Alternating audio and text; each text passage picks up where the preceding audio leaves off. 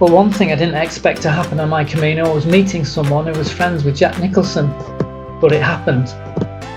So this is Derry from Carrie. I met him in a place called Burgett, which is famous for Ernest Hemingway staying there. And he asked me how far Espinal was. I'm not very good at reading maps, but it looked really close, so I just said to him, it's just around the corner, it's only 500 metres away. Unfortunately, it was 5 kilometres away. So when I arrived there about an hour later, he was waiting for me on a bench, teasing me, having a good laugh. He was such a character.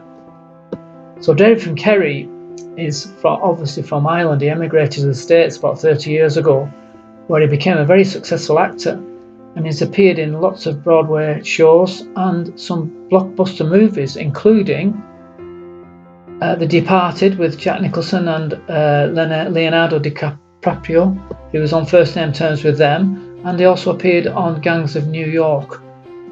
So he's an Irish pilgrim, and it was a bit of a bad influence on me, because the first night he introduced me to some other Irish friends, and I'm afraid I got very drunk. I arrived back in the albergue about 2 o'clock. The normal rules about 10 o'clock curfew don't apply because it was a campsite. I fell over a bag and he put the light on. There was pandemonium and other pilgrims were not best pleased. Well, to make matters worse, the next door cubicle was full of 10-year-old crazy Spanish children who thought it was hilarious. So they started clapping and laughing, and I think I got to bed about 5 o'clock, 2 hours sleep, not really best preparation for a long walk. We walked together the next day for a couple of hours and parted alongside Zubiri, where there's a beautiful bridge. So we waved each other goodbye. I wished him the best. And I never saw him again. I often wonder what happened to him. So you take care, my friend. Derry from Carrie. What a character.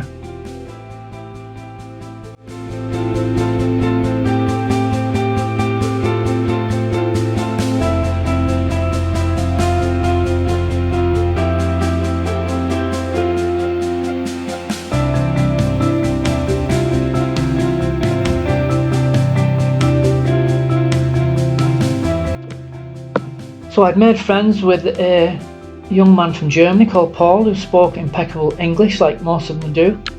We walked towards Pamplona and across the city. It took hours, it seemed to go on forever. And we were heading for a place called Zirigiri Tai. I'm sorry, I just can't pronounce it any better. It's a Basque word with all Z's and X's in it. And before we got there, we were walking up this quite steep hill, and the sky turned black and it started torrential rain. It was absolutely awful. When we got to our albergue, which is called San Andras, there was a German lady, middle-aged lady called Melanie, trying to speak to him, but there was a bit of a language problem. So she explained to Paul in German, he explained to me in English, and I tried my best to explain to the guy behind the counter what the problem was, and it was this. So Melanie was trying to walk the Camino with a dog Nebby and carrying a tent, a bag weighed. It was huge. It weighed about, I think it must have been about 20 kilos. How on earth she ever carried it, I'll never know. And she was basically pitching a tent wherever she felt, just in a field near a town. And she was all right the first 2 or 3 nights, but she obviously couldn't go out in that storm. So I explained this to the guy. He just took her out to his house, where there was a veranda with a really good roof, and told her to sleep there. It was really quite wonderful. And this sort of thing happens a lot on the Camino. He even brought her coffee and biscuits and water for the dog. So the next morning we see her. She's in really high spirits. And she said to me, Mike, what can I do to help you? It was really kind of you last night. I said to her, Melanie, my back's sore. The only thing I need is a physiotherapist. So she said to me, oh, well, guess what my job is? I'm a physiotherapist in Dusseldorf, and my speciality is backs. So I lied on the floor and she put some cream on. She said she knew what the problem was, and she manipulated my back, and it felt so good. And with that, we just set off. We went to the Hill of Forgiveness, and we were heading for Puente la Reina, the Queen's Bridge, where we met a crazy Australian who trained for the Camino by ballroom dancing.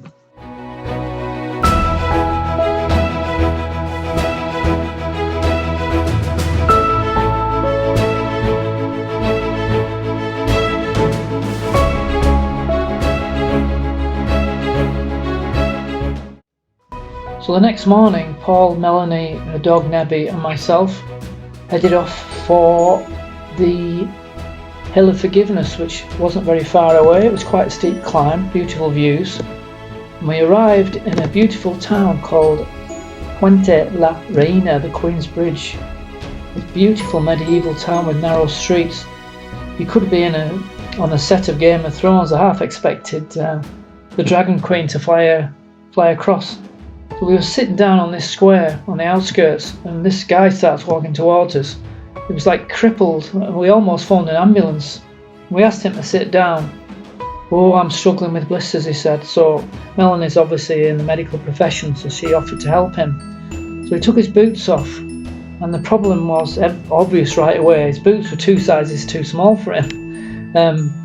So Paul said to him, "Have you any other shoes?" He said, "I've just got these sandals." So Paul got the boots and just threw them in the nearest bin. So Melanie continued to work on his blisters. And where are we, Mike? I said, well, if you give me your map, I'll show you. Map? I haven't got a map. Well, what about your phone? Let me have your phone. I'll show you on the phone. I haven't got a phone. He was an absolute hoot. I said to him, "How old are you?" He said, "Oh, 81. I said, "Oh, you seem quite fit. How far did you walk? Did you train?" "Walk? Oh no, I do ballroom dancing. That's got me really fit." I've never met anyone like him before.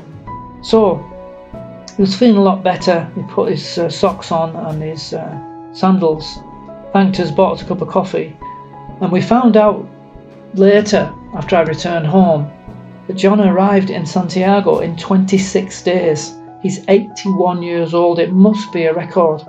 And if that wasn't bad enough, if that wasn't impressive enough, he carried on to Finisterre. So 800 kilometres clearly is not enough for him. So there is a real Camino hero of mine. And just one little thought, he turned up at my house last year. I'll tell you a bit about that later on.